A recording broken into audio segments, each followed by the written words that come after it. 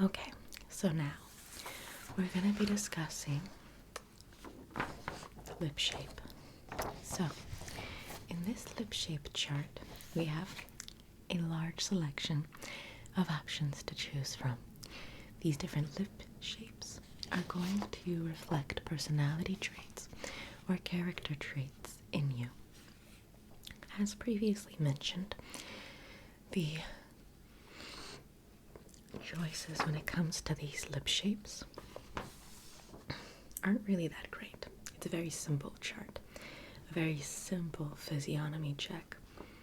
There are other scales that are far more insightful.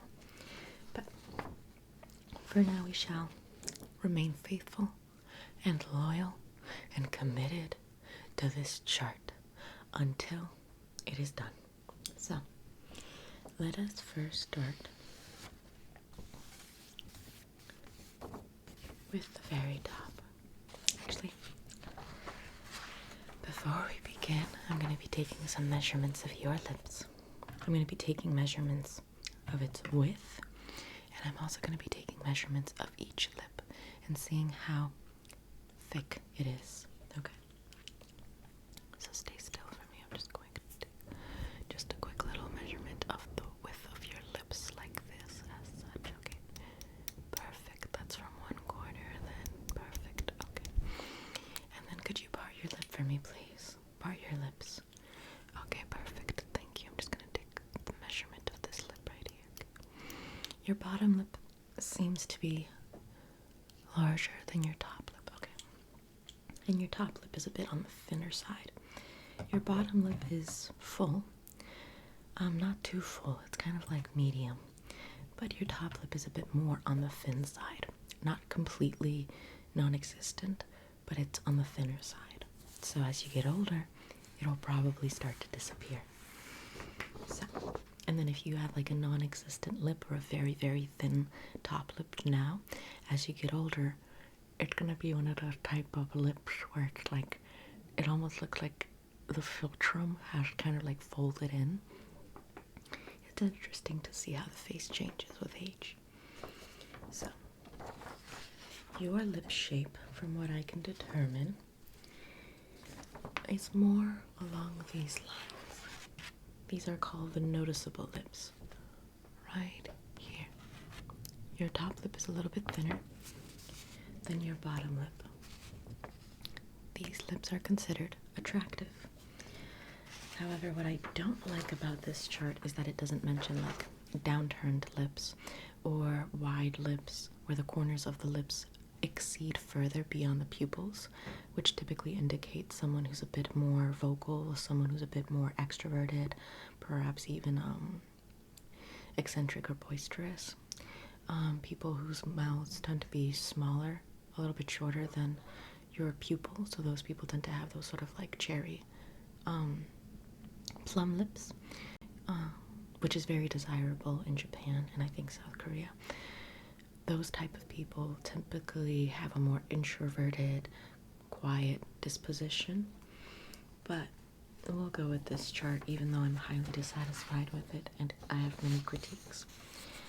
So, these are called the attractive lips, apparently because they're the most attractive, even though it's like it doesn't reflect any character or personality traits, which is the whole point of physiognomy.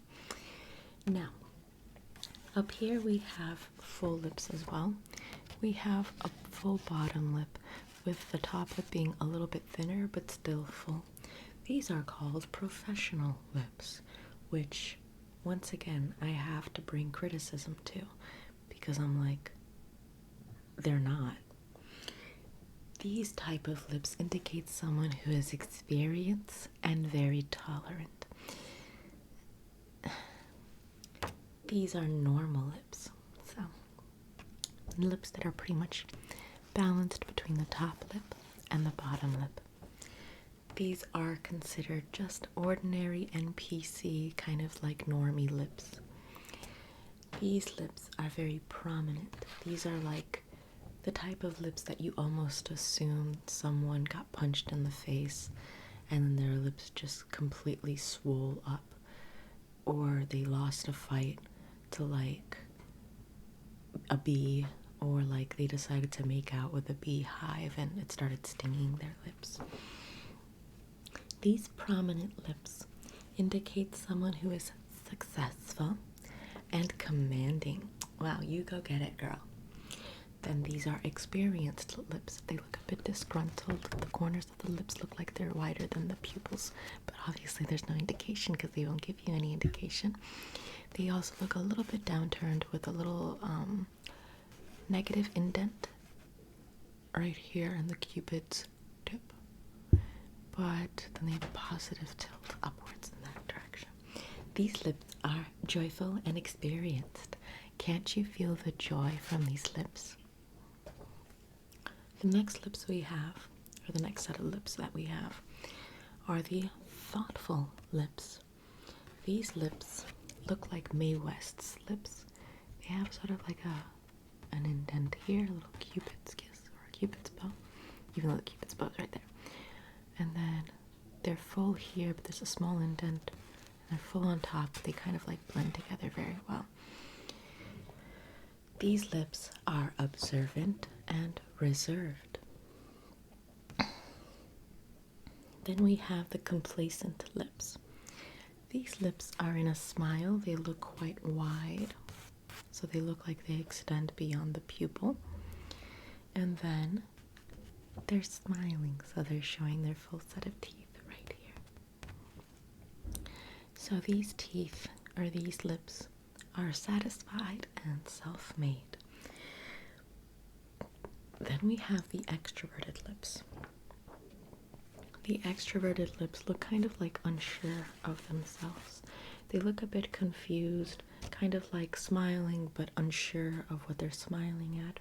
They are open-minded, which is typically the nature of what open-minded means nowadays, is just to accept that which confuses you and probably is not something you should be accepting. And then also passionate. Then we have the showing lips. The showing lips looks like someone who's unfortunately struggled or suffered through a neurological condition, a stroke. It's like there's paralysis here, and then there's just like emotion. Do you see what I mean? Like that. These are called the showing lips. They reflect impatience and disrespectfulness. Then we have the trusting lips. The trusting lips are two thin lips with a very stark cupid's bow, where the lip is highly indented, the top lip. These lips are trustworthy, warm, and kind. Then we have the generous lips. The generous lips are also just full lips, but they're smiling now. These lips are helping by their nature, and also they're broadly minded, meaning they have a healthy sense of curiosity and understanding. These are the friendly lips. These lips look like they're very tight in the corners, as if they're forcing a smile. They are sympathetic and responsive. Nice. Then we have the good-natured lips. This is someone who looks like a bee stung their top lip, kind of like Rosie Huntington. I always thought she kind of looked like someone whose photo would be like as victim status on a police department wall, because that does look like you got punched in the lip. So these good-natured lips are simple and likable in their nature, as you can see. Oh, there we go, right there. Then we have the positive lips. The positive lips have an upturn to their smile, unlike a downturn. These lips are ambitious, and they are known as achievers. Then we have the pressed lips that looks like a banana. A banana, but with a smile on it. These lips are abrupt and self-seeking in nature, so not to be trusted. And then we have the drooping lips, which are downturned lips, but these lips are very, very full. They are gloomy and lethargic, as you can see.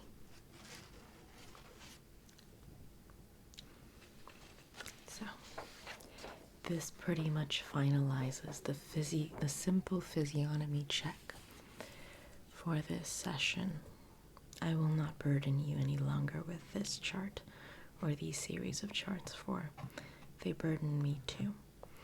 Now, thank you for accompanying me or joining me in my simple physiognomy check.